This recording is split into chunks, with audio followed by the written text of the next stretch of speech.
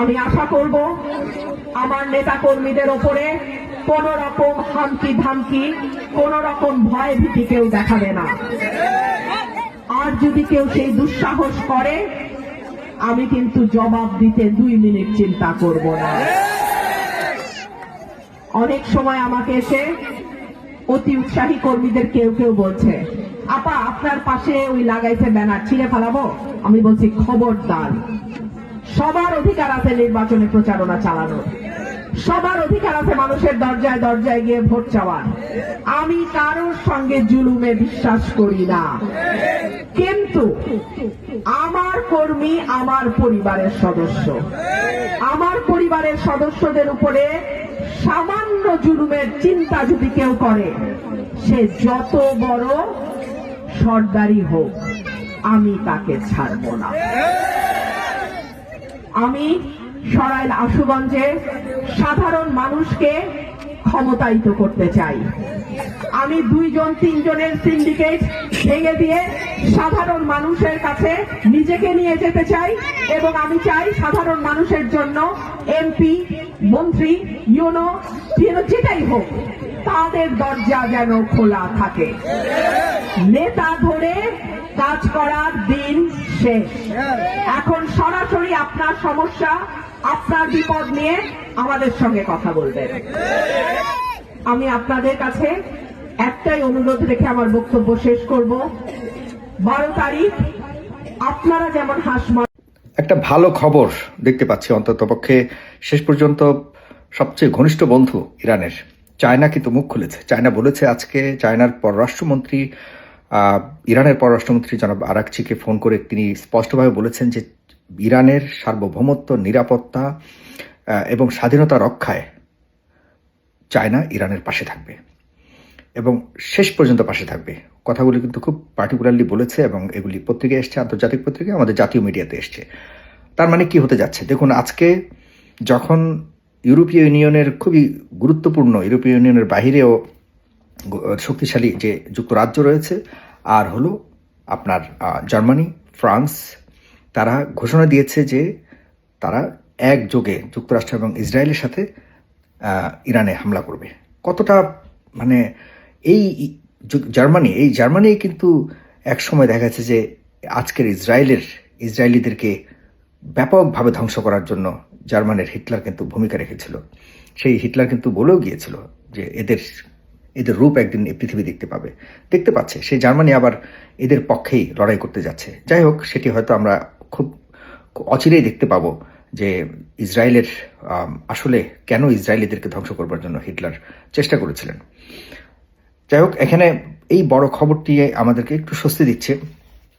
আর সবচেয়ে বড় স্বস্তিদায়ক বিষয় হলো যে এখনো পর্যন্ত ইরানের কোনো ন্যূনতম নতি স্বীকার করবার আমরা কোনো সাইন দেখতে পাচ্ছি না। এটি বড় ধরনের একটি অবস্থান, শক্ত অবস্থান, যে ইরান কোনো মূল্যেই যত আঘাত আসুক ইরান যে মাথা নত করবে না।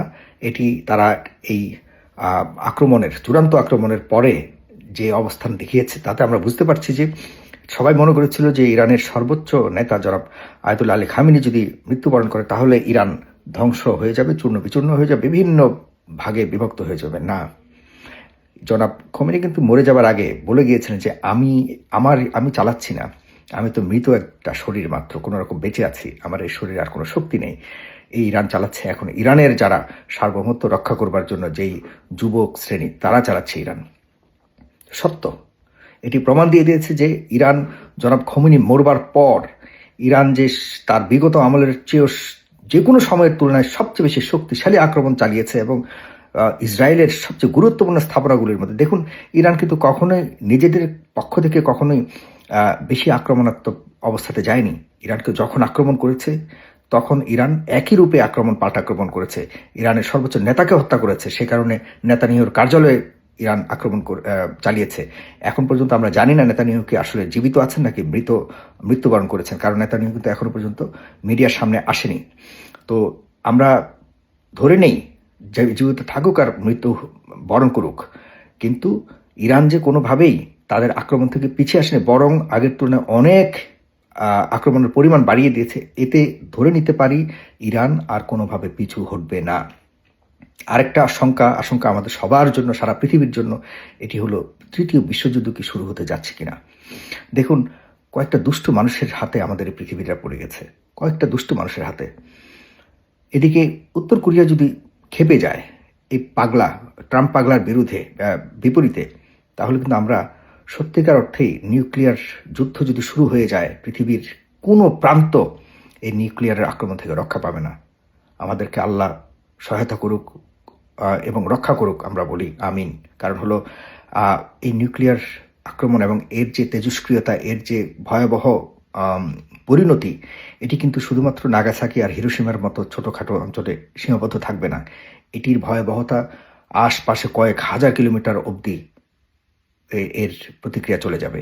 কারণ একটি দেশ শুধুমাত্র সীমাবদ্ধ থাকবে না বা দুটি দেশের মধ্যে সীমাবদ্ধ থাকবে না, এটি এখন সারা পৃথিবীর সবচেয়ে বড় বড় জায়ান্ট যত শক্তিশালী দেশগুলি রয়েছে সবগুলির পর্যন্ত পৌঁছাবে।